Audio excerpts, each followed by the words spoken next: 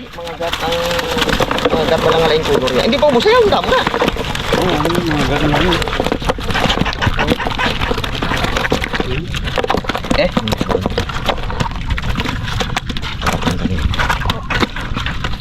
Oo, maganda po. Maganda eh. Oo. Buy, andalan to siya na yung bangro sa piya ko. Sa? Hindi maganda sa pagpasikupon. Oo.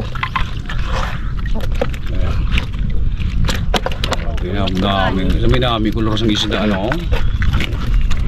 Amo nakadagko tong amo mga subo ng isda to mo nakuha mo. Uy, ako tagay na ako dayon sa Ari mo. Itsa bala siya to. Dira ka po wayway da.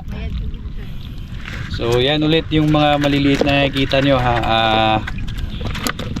Ilalagay nila sa fish cage para papalakin pa. Ayan, ito yung mga sample. Yan kanina yung mga nahuli na mga maliliit ay ihulog doon sa fish cage nila. Kasi ang daming kuwan eh, ang daming mga mamalad danggit na maliliit. Ayan o. So fish cage na yan.